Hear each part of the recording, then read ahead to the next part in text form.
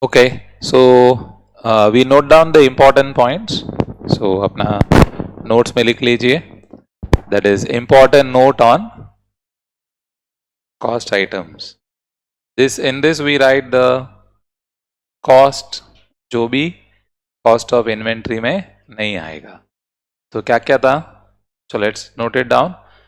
Number 1, abnormal losses. तो लिख दीजिए. Important note on cost items. Following will not be taken in the cost of inventory.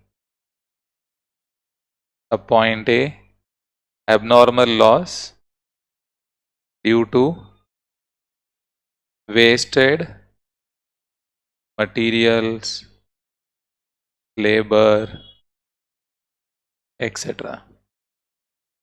ठीक है. Then storage cost, unless production process requires such storage. Example, cheese, wine. As we know, cheese के लिए it has to be in a particular temperature. उसके बिना it will get spoiled. या wine, people curate it for 10 years, 15 years. And the price of that will depend on the period for which it is stored in a particular barrel. Barrels पे रखना पड़ता है. And even the flavors are based on the barrels. Rose flavor, I don't know what different flavors of barrels है, the wood flavor, all those smoky flavors, all those come from the barrels. तो वहाँ पर storage becomes an important part. तो वो case में होगा. Otherwise, storage cost include नहीं होगा. Then third part, important administration overheads that do not contribute to bringing the inventories to the present location and condition. मतलब that inventories which do not contribute to bring the inventory to the present location and condition. So कोई लेना देना है, मतलब your administration overheads which are general. So that is not no way related to this.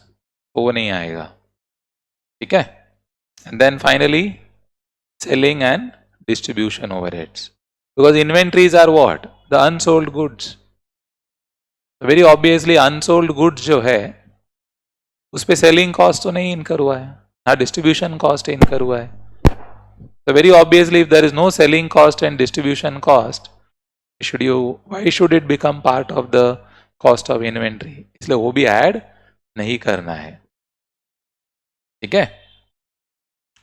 I hope we have written down. And then finally comes the joint cost. अभी इसका meaning क्या है? Joint cost. For this we'll take an example. Now what is the meaning of joint cost? This comes from the word joint products and byproducts. यहाँ से आता है. ये chapter है, separate chapter in cost accounting. Process करके chapter है, उसके बाद ये joint cost, joint product, by product का कॉन्सेप्ट डिस्कस होगा. बट अपने को ये टॉपिक में चाहिए तो हम इसका छोटा सा डिस्कशन कर लेते हैं. What is the meaning of joint product, by product? और टेक एन एग्जांपल कि now this is an example of a refinery. Refinery का एग्जांपल ले रहे हैं हम. Like for example Reliance. अब रिलायंस क्या करता है? क्रूड ऑयल को रिफाइन करता है. सो क्रूड ऑयल रिफाइन करता है थ्रू द रिफाइनरी. समझो ये रिफाइनरी है जिसके थ्रू क्रूड ऑयल पास होता है. एंड यहां पर आएंगे समझो 3 प्रोडक्ट.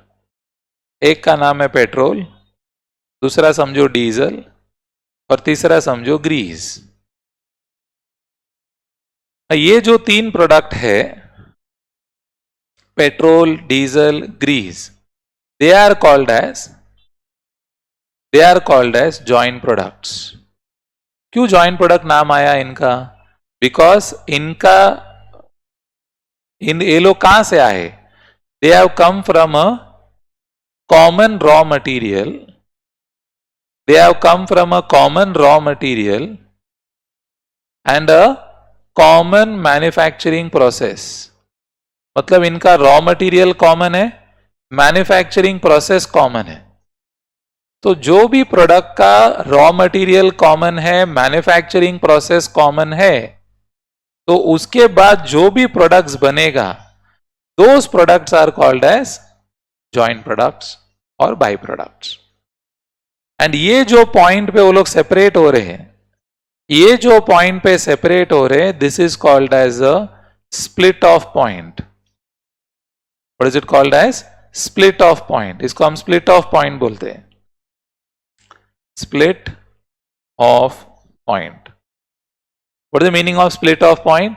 ये पॉइंट के बाद हमको मालूम पड़ेगा प्रोडक्ट्स क्या क्या बने, जॉइंट प्रोडक्ट क्या बने, बाई प्रोडक्ट क्या बने। सो एक कॉमन मैन्युफैक्चरिंग प्रोसेस है, कॉमन रिफाइनरी मैन्युफैक्चरिंग प्रोसेस है, कॉमन रॉ मटेरियल है, इनसे बना हुआ जो प्रोडक्ट है उनका नाम है जॉइंट प्रोडक्ट, बाई प्रोडक्ट। ठीक है, अब इसमें और जरा डिटेल में हम जाए तो ये दो जो है पेट्रोल एंड डीजल, ये मेन प्रोडक्ट्स है। क्यों मेन प्रोडक्ट्स है? बिकॉज इनके इकोनॉमिक वैल्यू बहुत ज्यादा है। आपको मालूम है कि petrol sales between somewhere like 105, 107, समझो 110 रुपए में बिकता है, एंड डीजल मालूम पड़ा 90 रुपए में बिकता है पर लीटर। बट ग्रीस जो है it is sold at hardly 10 रुपया, 10 रुपया में भी 20 रुपया। तो जिनके इकोनॉमिक वैल्यू ज्यादा है उनको हम बोलते हैं मेन प्रोडक्ट, और they are called as joint product. और जो इकोनॉमिक वैल्यू ज्यादा नहीं है, इकोनॉमिक वैल्यू कम है, उनको हम बोलते हैं बाई प्रोडक्ट। बाई प्रोडक्ट मतलब ये एक्चुअली हमको बनाना ही नहीं था, ये प्रोसेस से अपने आप आ गया। हम मतलब अपने आप आ गया मतलब ये बनाने में हमको इंटरेस्ट नहीं था, हमको तो मेनली पेट्रोल डीजल चाहिए। बट क्या हो रहा है, हम ऑयल को रिफाइन करते हैं तो ये भी साथ में आ जाता है, जब कि हमने बुलाया नहीं इसको, ना बुलाया है, ना इंटेंशन है, ना हमको चाहिए। बट ये मेन प्रोडक्ट करते करते ये बाई प्रोडक्ट आ गया। That is the meaning of it. I hope you are clear. So that is the meaning of it. So that is the meaning of by product. जिसका economic value बहुत कम है वो बाई प्रोडक्ट है, और जिनके इकोनॉमिक वैल्यू बहुत ज्यादा है और जो मेन इंटेंशन था अपना, उसको हम बोलते हैं joint product. I hope the concept is clear. Okay, अभी इसका ये इन AS2 के साथ क्या संबंध है? अभी इनका वैल्यूएशन करना है, पेट्रोल का डीजल का वैल्यूएशन करना है, तो कैसे करेंगे? तो for that you to understand इनके कॉस्ट आते कैसे हैं। तो सबसे पहला हमारा जो क्रूड ऑयल है वो हमारा एक मेन है। समझो क्रूड ऑयल का प्राइस था 15 लाख रुपया, ठीक है, और हमारा जो रिफाइनिंग का खर्चा जो है वो है 10 लाख रुपया, तो टोटल हो गया 25 लाख का खर्चा हो गया। ये जो खर्चा है इसको हम बोलते हैं जॉइंट कॉस्ट। क्या बोलते हैं? Joint cost. What is the joint cost? The cost till the split off point. Split off point तक जो भी खर्चा करेंगे आप, that is called as a joint cost. अभी नाम ये देखा ना, जॉइंट कॉस्ट, मतलब ये कॉस्ट किसके लिए इनकर किया है? Logically speaking this cost is for petrol, this cost is for diesel, this cost is for grease. Actually तो तीनों के लिए खर्चा किया है, तो तीनों के बीच में बंटवारा होना चाहिए, बोलते बराबर है। लेकिन वो ग्रीस जो है इकोनॉमिक वैल्यू कम है और वो अपना इंटेंशन में था ही नहीं, तो उसको अगर हम ये 25 लाख रुपए का एक पार्ट अपॉर्शन करेंगे तो लॉस मेकिंग हो जाएगा। एंड वो अपना पर्पस था ही नहीं, वो हम बेचने के लिए बनाए ही नहीं। हमारा मेन इंटेंशन तो पेट्रोल एंड डीजल ही है। तो व्हाट इज AS2 से? AS2 सेज जो भी आपका जॉइंट कॉस्ट है 25 लाख, उसमें से आप माइनस कर दो NRV of the by product. क्या कर दो? NRV of by product minus कर दो, और आपका जो नेट जॉइंट कॉस्ट आएगा, वो जो नेट जॉइंट कॉस्ट है, that you apportion between, apportion मतलब एलोकेट, मतलब बंटवारा करो, किसके बीच में? आपके मेन प्रोडक्ट के बीच में बंटवारा कर दो। कौन है अपना main product? Petrol and diesel के बीच में बंटवारा कर दो। अब लोग कैसा करेंगे हम? वी डू द बंटवारा on the basis of the sale value at split off point. क्या बेसिस पे हम बंटवारा करेंगे? Sale value at split off point पे करेंगे। Now what is the sale value of split off point? हमने देखा पेट्रोल जो है 110 रुपया लीटर में बिक रहा है और डीजल जो है 90 रुपया लीटर में बिक रहा है, तो ये इनका जो सेल वैल्यू है उस पे बंटवारा होगा। सपोज मालूम पड़ा I have got 30,000 litres of petrol. मुझे 30,000 लीटर ऑफ पेट्रोल मिला और मुझे 20,000 लीटर ऑफ डीजल मिला और मुझे मालूम पड़ा 5,000 किलो मिला, 5,000 किलो मिला ग्रीस का 5,000 किलो मिला। तो इनका आप सेल वैल्यू देखोगे स्प्लिट ऑफ पॉइंट पे, तो 30,000 into 110 that will come to 33 lakhs and 90 into 20,000 that will come to 18 lakhs. So ये 33 lakhs का हमारा पेट्रोल बिकेगा और 18 lakhs का हमारा डीजल बिकेगा। और ये जो ग्रीस है 5,000 किलो है, 10 रुपए के हिसाब से 50,000 रुपए आएगा। तो what is your AS2 saying? ये जो बाई प्रोडक्ट का 50,000 है, ये तो अपना मेन प्रोडक्ट था ही नहीं, तो उसको आप क्या कर दो, जॉइन कॉस्ट में से माइनस कर दो। तो आप ये 50,000 रुपया यहां से माइनस कर दो, तो आपका नेट जॉइन कॉस्ट होगा 24,50,000।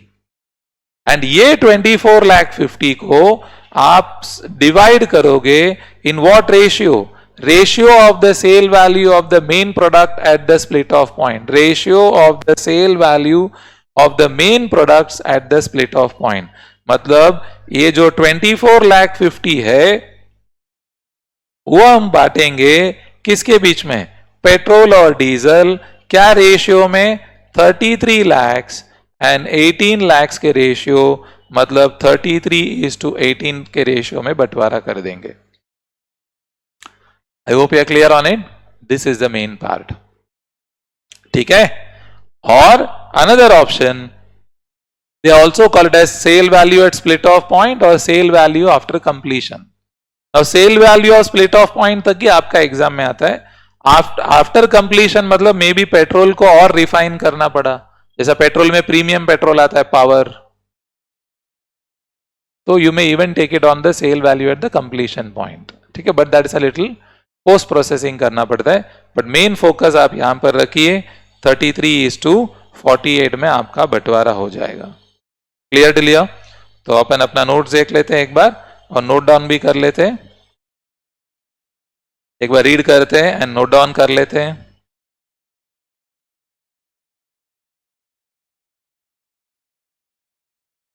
चलो क्या लिखा है देखो, join cost, net join cost should be allocated between the main product / join product, मतलब तुम्हारा petrol and diesel, in the ratio of the sale value at the split off point. What is sale value of split off point? Petrol का था 33 lakhs, diesel का था 18 लाख, मतलब 33:18 में बंटवारा कर दो। और सेल वैल्यू एट कंप्लीशन, अगर पेट्रोल को और रिफाइन करना पड़ा, लाइक कोई पेट्रोल को और रिफाइन करके पावर पेट्रोल बोलते हैं, वो 110 रुपया ने 120 रुपए में बिकता है, तो उस पर रेशियो डिवाइड कर देंगे। And net join cost is total join cost minus NRV of the byproduct that we seen.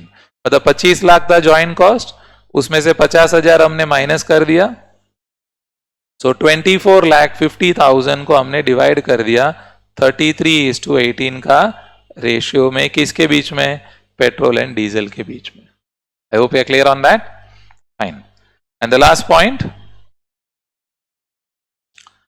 Point of discussion, what is the last point of discussion?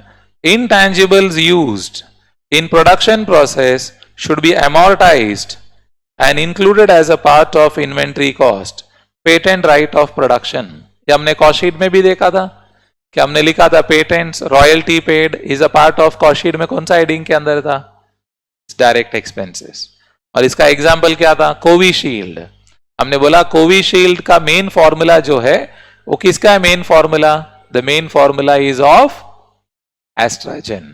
तो एस्ट्राजेन बोलता है आप जितना वैक्सीन बनाओगे ये फॉर्मूला मेरा है, वो पेटेंट मैंने आपके साथ शेयर किया हुआ है, बट मैं वो पेटेंट का चार्ज लूंगा, तो जितना वैक्सीन बनाओगे मैं हर वैक्सीन पे 100 रुपया लूंगा। तो इंडिया ने अगर 100 करोड़ वैक्सीन बनाया तो 100 रुपया के हिसाब से 10,000 करोड़ का पेमेंट करना पड़ेगा।